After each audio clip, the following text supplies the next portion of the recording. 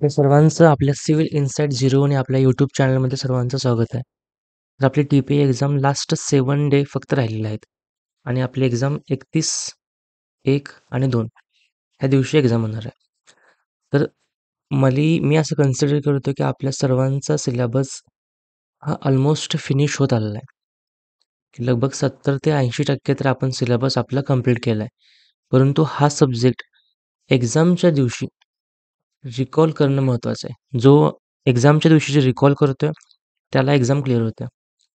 म्हणजे प्रॉब्लेम काय होतोय, शेवटच्या 7-7 दिवसालाच आपले निगेटिव्ह होऊन जातं. कारण आपल्याला वाटते, की आपला सिलेबस आपण पूर्णपणे कव्हर केलेला नाहीये. जर सिलेबस आपण पूर्णपणे रिव्हिजन केला, तर आपला आपण कॉन्फिडंट राहतो आणि पेपरला चांगल्या पद्धतीने आपण प्रेझेंट करतो. That's why effective revision strategy ही मोस्ट इम्पॉर्टंट आहे. तर आपण आपल्या या व्हिडिओमध्ये पूर्णपणे इफेक्टिव्ह वेमध्ये आपल्या टी-पी एक्झामिनेशनसाठी रिव्हिजन कशी करायची, हे मी तुम्हाला सांगणार आहे. तर त्यासाठी आपण आपले YouTubeवरती व्हिडिओ लेक्चर पण अपलोड केले होते. तेही तुम्ही बघितले असेल, असे मी खात्री धरतो आणि व्हिडिओला सुरुवात करूयात. तर सर्वात पहिल्यांदा आपण पेपर पॅटर्न समजून घेऊया, की आपला परीक्षेचा पेपर पॅटर्न कसा आहे. तर तुम्हाला माहीतच आहे, की आपल्याला मराठी हा लँग्वेज आहे.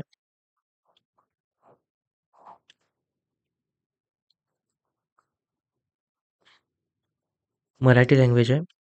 त्याचे 15 क्वेश्चन्स येतात. बरोबर?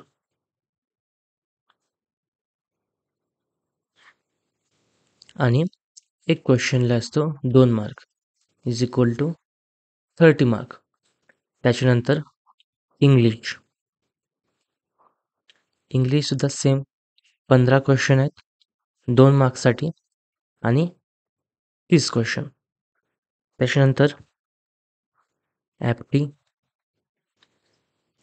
ते सुद्धा आहेत 15 question 2 mark is equal to 30. त्याच्यानंतर टेक ते आहे आपलं सॉरी जी के राहिलं एक जी के ते सुद्धा 15 क्वेश्चन 2 मार्क्ससाठी 30 मार्क. त्याच्यानंतर येतं टेक्निकल, जे की ज्याची आपली स्वतःची जास्ती कमांड असते. ते आहेत 40 क्वेश्चन 2 मार्क्ससाठी 80. असं टोटल आपलं होतं 200 मार्क. तर आपण सध्याला जास्तीत जास्त फोकस आपण कुठल्या गोष्टींवरती केलाय? तर टेक्निकल गोष्टींवरती आपण केलाय. कारण आपण आहे सिव्हिल इंजिनियर. दॅट्स वाय आपल्याला वाटते की आपल्या मेन कोर सब्जेक्टचा आपण स्टडी चांगला केला, की आपली पोस्ट निघून जाईल. परंतु तसं नाही आहे. पॅरलली जे आपले नॉन टेक सब्जेक्ट आहेत, त्याचासुद्धा व्यवस्थित पद्धतीने रिव्हिजन केली पाहिजे. कारण ह्याचे वेटेजसुद्धा जास्त आहे. ह्याचे वेटेज किती आहे बघा. तर साधारण 120 मार्क ह्याचं वेटेज आहे नॉन टेकचं आणि टेक्निकलचं 80 वेटेज आहे. म्हणजे as compare to technical, non टेकचं वेटेज जास्त आहे. त्याच्यामुळेच टार्गेट आता लास्ट 7 डेजला असं करा, की वरचे 4 सब्जेक्ट मिनिमम आपल्या चांगल्या पद्धतीने रिव्हिजन झाले पाहिजे. त्याच्यानंतर टेक्निकलचं, जे की आपण पहिल्यापासून करत आलो. त्याच्यामुळे त्याला एक शेवटच्या टप्प्यात लास्टच्या 3 दिवसामध्ये फक्त रिकॉल करायचं आहे. स्टार्टिंगला फक्त हे 4 सब्जेक्ट नॉन टेकचे पटापट रिव्हिजन करायचे. तर आपण सुरुवात करूयात. पहिल्यांदा आपण कोणत्या रिव्हिजन करायची. त्याच्यानंतर आपण समजून घेऊयात, की पॅटर्न कसा आहे आपल्या एक्झाममध्ये, ट्रेंड्स कसा आहे, कुठल्या सब्जेक्टवरती किती मार्क्स येतात. तर आपण पहिल्यांदा रिव्हिजनची स्ट्रॅटेजी बघूयात, की आपण कशा पद्धतीनं रिव्हिजन करणार आहे. तर तुम्हाला पहिल्यांदा सांगितलं, की आता नॉनटेक स्टार्टिंगला आपण फिनिश करायचं आहे. नॉनटेकचा अभ्यास कसा करायचा आहे. तर पहिल्यांदा आपण बघूयात मराठीचा. तर मराठीचा आपण पहिल्यापासून बघत आलो आहे, की काय-काय परीक्षेला इम्पॉर्टंट आहे. बरोबर? तेच same as it is copy paste आपल्यासुद्धा एक्झामिनेशन होणार आहे. त्यासाठी आपण पहिल्यांदा लास्ट इयरमध्ये कुठली-कुठली कशा पद्धतीचे प्रश्न आलेत ते आपण बघायचं आहे. आपण WRD दिली, WCD दिली, PWD दिली. त्याच्यामध्ये कशा पद्धतीचा ट्रेंड आला आहे क्वेश्चनचा, सेम ॲज इट इज परीक्षेला आपल्याला कॉपी पेस्ट होणार आहे. त्याच्यामुळे आपण मराठीचा चांगल्या पद्धतीने इफेक्टिव्ह रिव्हिजन त्या ट्रेंडनं करू शकतो. इझी येतं मराठी. थोडंफार ग्रॅमॅटिक येतं. ते ग्रामर आपण रिव्हिजन करून ते सब्जेक्ट चांगल्या पद्धतीने करू शकतो. त्याच्यानंतर येतं इंग्लिश. आता इंग्लिशमध्ये ग्रामरसुद्धा जास्त येतं. Change the voice, active voice, नंतर टेन्स, नंतर एरर फाइंड करा. त्याच्यानंतर क्वेश्चन रिअरेंजमेंट अशा पद्धतीचे क्वेश्चन आहेत.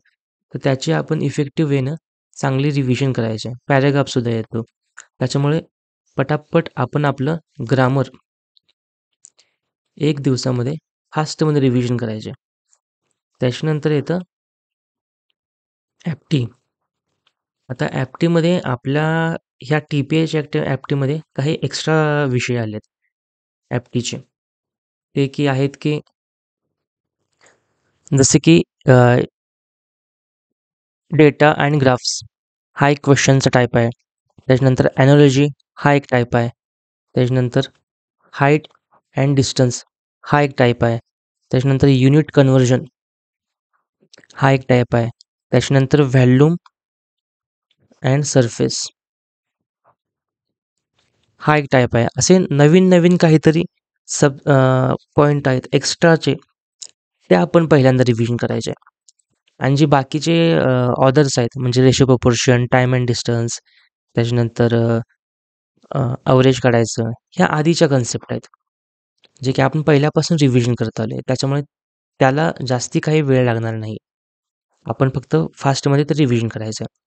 त्याच्यानंतर पुढचा पार्ट येतो ते म्हणजे GKचा. तुम्ही सर्वात जास्तीचा म्हणजे लोड घेता ह्या सब्जेक्टचा, परंतु इफेक्टिव्ह वेने रिव्हिजन केले की आपलं ते होऊन जाते. त्यासाठी पहिल्यांदा आपण टार्गेट करायचं आहे करंट अफेअर्स संपवणं. आता करंट अफेअर्स कसं करायचं आहे, तर लास्ट 3 मंथ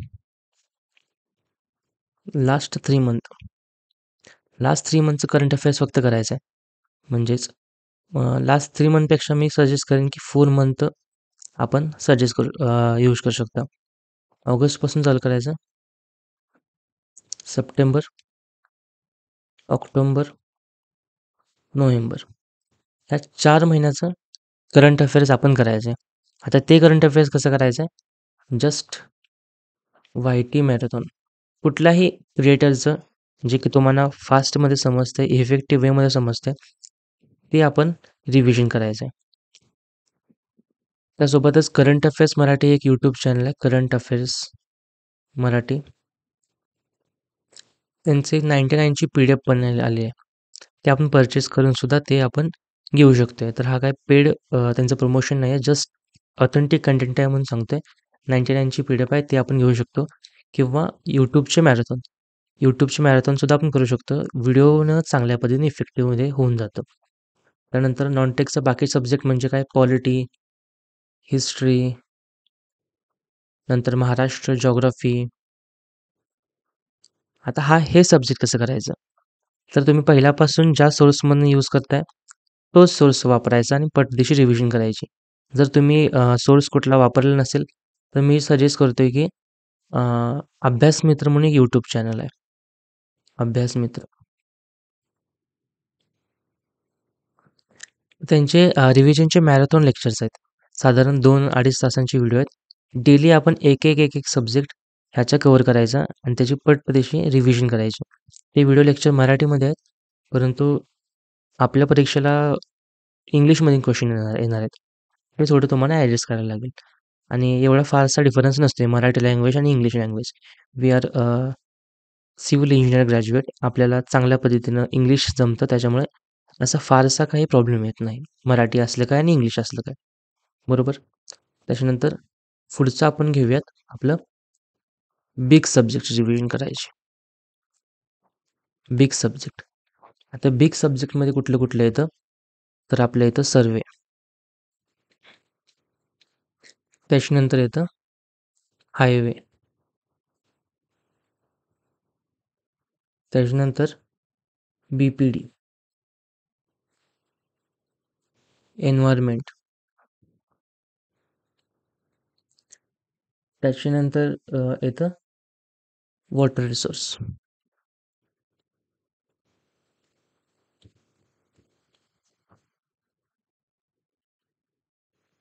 हे काय आपले बिग सब्जेक्ट आहेत.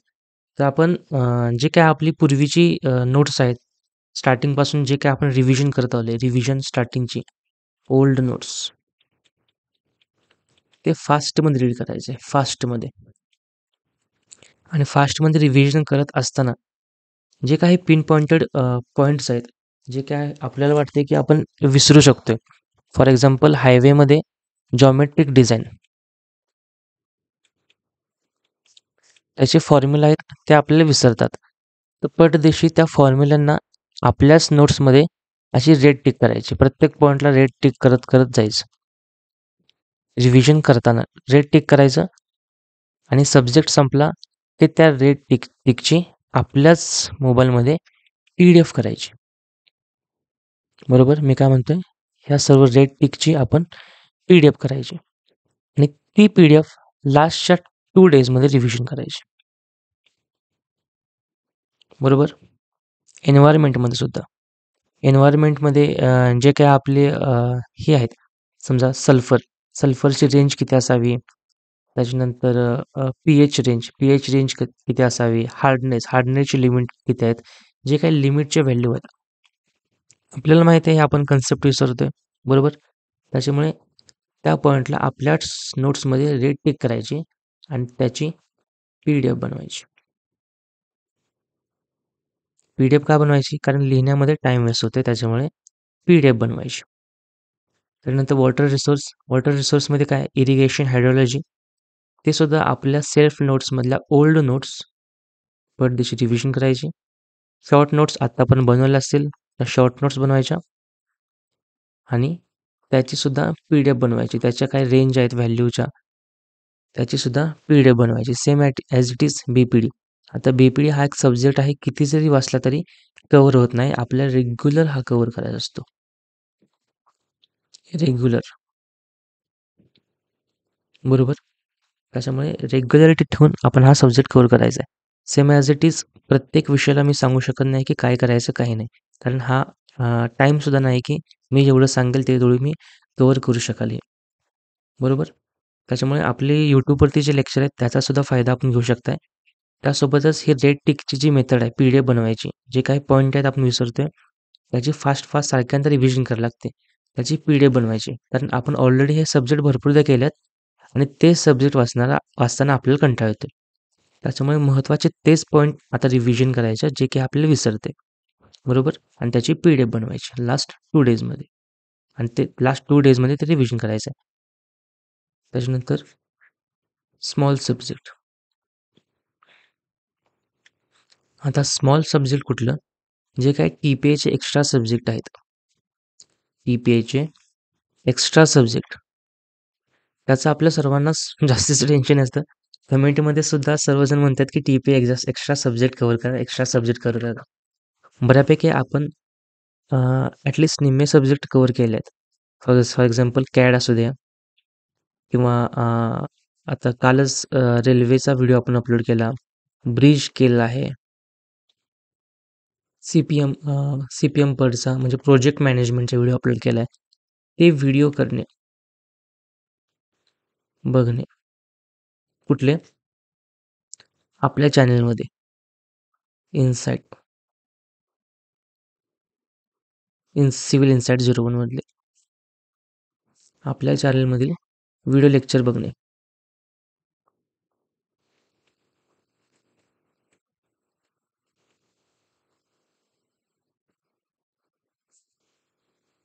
त्यासोबतच other academy.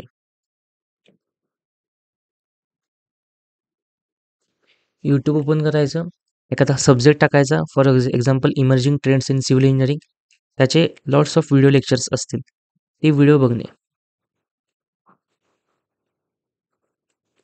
And as it is त्याचे पटापट स्क्रीनशॉट काढत जायचं, PDF बनवायची आणि रिव्हिजन करायचं. बरोबर?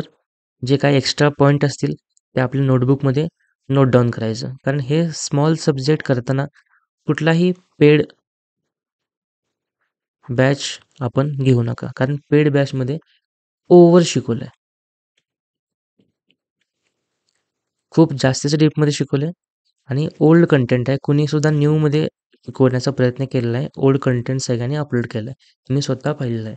त्याच्यामुळे जे काही आपण आपल्या चॅनलमध्ये अपलोड केलेले व्हिडिओ आहेत, ते व्हिडिओ बघायचे. त्याच्यानंतर जे काही सब्जेक्ट अदर सब्जेक्ट आहेत, emerging trends in civil engineering, ह्या सगळे सब्जेक्ट ते आपण यूट्यूबवरती जायचं आणि व्हिडिओ लेक्चर बघायचे. ह्या सब्जेक्टचे सुद्धा आपण MCQ करायचे आहेत. आता ते MCQ कुठं करायचे आहेत? तर YT लेक्चर. कुणाचे? All academy. जे काही अकॅडमी तुम्हाला व्हिडिओ लेक्चरच्या माध्यमातून रिव्हिजन करते किंवा MCQ करते, त्यांचे सर्वांचे लेक्चर्स तुम्ही करायचे आहेत. मी म्हणत नाही की फक्त माझेच करा. असा आपला स्वार्थ अजिबातच नाही. जे काही मटेरियल यूट्यूबवरती अवेलेबल आहे, जे काही तुम्हाला MCQ जास्तीत जास्त मिळतात, त्याचे MCQ ह्या सब्जेक्टचे सॉल्व्ह करायचे आहेत, जितके होईल तितके. आणि ते कधी सॉल्व्ह करायचे आहेत? तर लास्टच्या 7 डेजमध्ये. बरोबर? हे झालं आपलं स्मॉल सब्जेक्टचं. आता मी एक टेबल चार्ट बनवला आहे तुम्हाला, की रिव्हिजन मेथडमध्ये. तर आज आपला 20 आज आज तारीख 23 तारीख आहे. तर आपण आपल्या रिव्हिजन मेथडमध्ये कसं करायचं आहे? तर 4 स्लॉटमध्ये आपण स्टडी करणार आहोत. सकाळी 7 ते 12, त्याच्यानंतर दुपारी 12 ते 6, त्याच्यानंतर 6 ते 7 थोडासा ब्रेक. त्याच्यामध्ये म्हणजे इथं आपण घेऊ शकतो 7 ते 11 ह्या टायमिंगमध्ये. त्याच्यामध्ये एक टेस्ट द्यायची आहे आणि रात्री झोपताना स्मॉल सब्जेक्टची रिव्हिजन करायची आहे. तर सुरुवातीला आपण सर्व सब्जेक्ट घेतोय. आजच्या दिवशी आज 7 ते 12, आता साधारण हा व्हिडिओ आता 10 वाजता आपण शूट करतोय. तर आपण हे ॲडजस्ट करू शकतोय. आपण सर्वेचं रिव्हिजन कसे करायचं आहे. ऑल डे दिवशी आपण साधारण कव्हर करू शकतो. उद्याच्या दिवसापासून हायवे असं रिव्हिजन करू शकतो किंवा ह्याच्यामध्ये तुमच्या हिशोबाने जे काही बदल करायचा आहे, ते तुम्ही करू शकता. त्याच्यानंतर मराठीचं रिव्हिजन करायचं आहे. तुम्हाला सांगितलंच की स्टार्टिंगला जे काही नॉन टेकचे सब्जेक्ट आहेत, त्याची इफेक्टिव्ह वेमध्ये रिव्हिजन करायचे. मराठी, ॲप्टी, इंग्लिश आणि GK. त्याच्यानंतर टेस्ट द्यायचे, full mock test. Full mock test कुठला रिसोर्स वापरायचा आहे? तर कोणतीही अकॅडमी, ऑल अकॅडमी, मिनिमम 2 तरी आपण टेस्ट सिरीज बाय केली पाहिजे. कुठल्याही अकॅडमीची मिनिमम 2. कमी प्राईस असते, हार्डली ₹200-300 एका अकॅडमीची टेस्ट मिळते. 2 अकॅडमीची टेस्ट घेऊन ठेवा. त्याच्यानंतर small tech subject. YouTube open करायचं संध्याकाळी 9 वाजता. डायरेक्ट रिव्हिजन लेक्चर चालू करायचे. एस्टिमेशन असू द्या, रिव्हिजन बघायची, MCQ बघायचे. असं स्मॉल टेक सब्जेक्ट डेली एक घ्यायचा. डेली एक स्मॉल सब्जेक्ट. दुपारी डेली पटदिशी मराठी, ॲप्टी, इंग्लिश ह्या पुढच्या 3 दिवसामध्ये हे सब्जेक्ट कव्हर करायचे आहेत.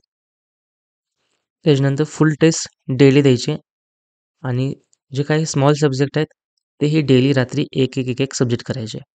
आणि शेवटचे 2 दिवस, शेवटच्या 2 दिवसमध्ये स्टडी आपला स्टॉप करायचा आहे. Stop study. आणि शेवटच्या 2 दिवसमध्ये काय करायचं आहे? लास्ट 2 दिवसमध्ये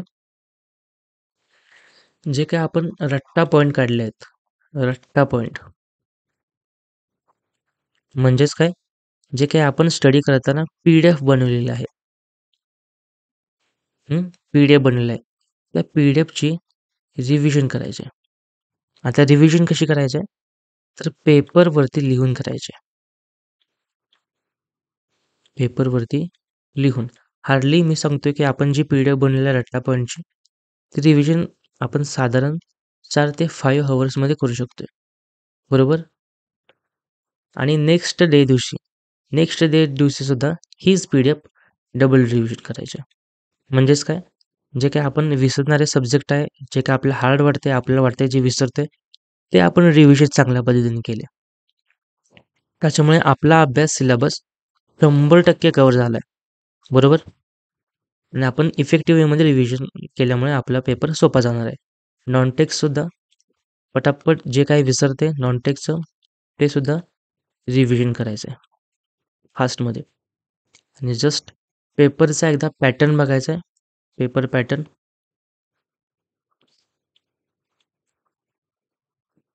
बघणे. पेपर पॅटर्न बघणे म्हणजे आता हा कशा पद्धतीचा पॅटर्न आहे हा सुद्धा एकदा बघून जायचा आहे. कारण परीक्षेला आपल्याला कन्फ्युजन होतं की नेमका कसा काय विषय आहे.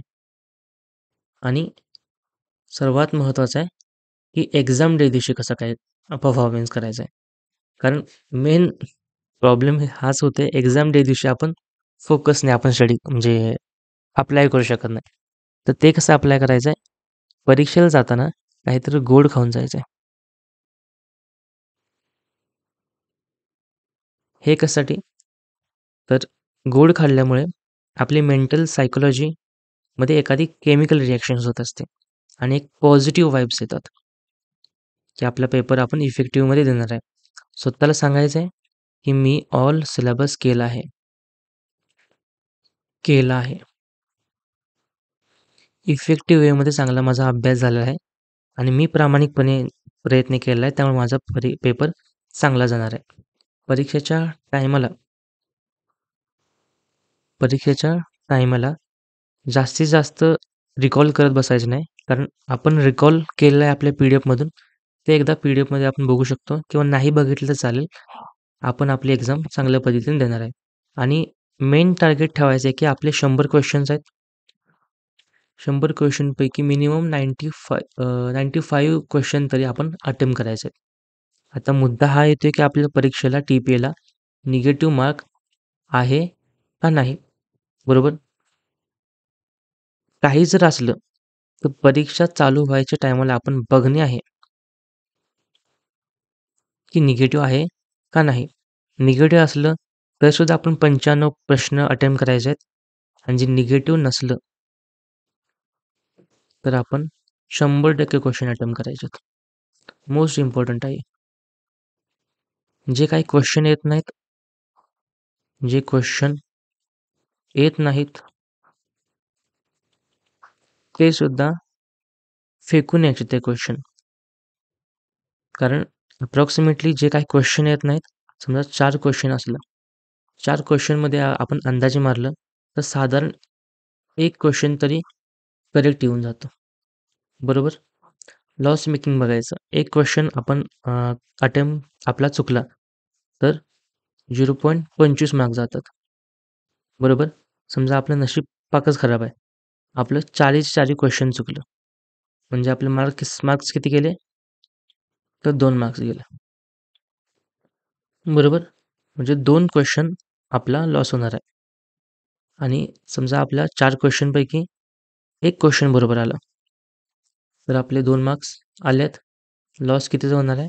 0.25 मार्क्सचा. म्हणजे मार्क कमी भेटणार आहेत. बरोबर? म्हणजे काही जर गेले तरी आपला फायदाच होणार आहे. म्हणून अटेम्प्ट जास्ती करायचे आहेत. जे येत नाहीत त्याला गोळ्या मारून टाकायच्या आहेत. ह्याचं तुम्ही जरा डिटेल ॲनालिसिस करा, की हे कसा विषय आहे. बरोबर? एक्झाम डे दिवशी फक्त हेच टार्गेटेड स्टडी करून परीक्षेला जायचं आहे. इथे मी तुम्हाला पी-डी-एफ दिली आहे, की कुठल्या सब्जेक्टला लास्ट इयरला कसा वेटेज आला आहे, किती मार्क्स, किती क्वेश्चन्स आलेत. ती फक्त एकदा तुम्ही बघून घ्या आणि इफेक्टिव्ह वेमध्ये आपला स्टडी चालू ठेवून घ्या. ठीक आहे? हे आपल्या लास्ट 7 डेची स्ट्रॅटेजी आहे. मित्रांनो, बेस्ट वेमध्ये रिव्हिजन करा. चांगला आपला अभ्यास झाला आहे. फक्त पॉझिटिव्ह आउटकम्स आणि पॉझिटिव्ह वाइब्सची आपल्याला गरज आहे. ते पॉझिटिव्ह वाइब्स आपल्याकडे असतील, तर आपण 100% आपण आपली एक्झाम क्रॅक करू शकतो. बरोबर? जास्ती आता डायव्हर्ट होऊ नका. जितका अभ्यास झाला आहे, तितकाच अभ्यास मोर दॅन सफिशियंट आहे आपला. खुश राहणं मोस्ट इम्पॉर्टंट आहे. टी-पी एक्झाम फक्त आता टार्गेटेड आता 31 तारखेपर्यंतच आहे. त्याच्यानंतर सुद्धा आपला भरपूर एक्झाम्स आहेत. लाईक बी-एम-सी एक्झाम आहे, डब्ल्यू-आर-डी एक्झाम आहे. एक्झाम तर कंटिन्यू येत जाणार आहेत. बरोबर? त्याच्यामुळे आपण आपला एक्झामचा टॅकल करण्यासाठी जी काही मेंटॅलिटी इम्पॉर्टंट आहे, ती मोस्ट इम्पॉर्टंट आहे. आणि ती आपण एकदा अचीव्ह केली, की आपण आपली एक्झाममध्ये कुठलीही एक्झाम असू दे, आपण क्रॅक करू शकतो. तर साधारण 30 मिनिटाचा व्हिडिओ झाला आहे. जास्ती तुमचा टाईम खराब नाही होणार. प्रिपेअर करत राहा. All the best. आणि टेलिग्रामवरती माझी आय डीला मी तुम्हाला आय डी सेंड करतो आहे. त्याच्यावरती मेसेज करून ठेवायचा आहे परीक्षा झाल्यानंतर की पेपर कसा गेला. ठीक आहे. प्रशांत पाटील हे माझं आय डीचं नाव आहे. मी आपल्या टेलिग्राम चॅनलवरती सुद्धा शेअर करतो आहे. परीक्षा झाल्यानंतर सांगायचं आहे की पेपर कशा पद्धतीने गेला आपल्याला ह्या रिव्हिजन मेथडनं प्रॅक्टिस केल्यानंतर. ठीक आहे. चला भेटूया पुढच्या व्हिडिओमध्ये. अभ्यास करत राहा. जय हिंद, जय महाराष्ट्र.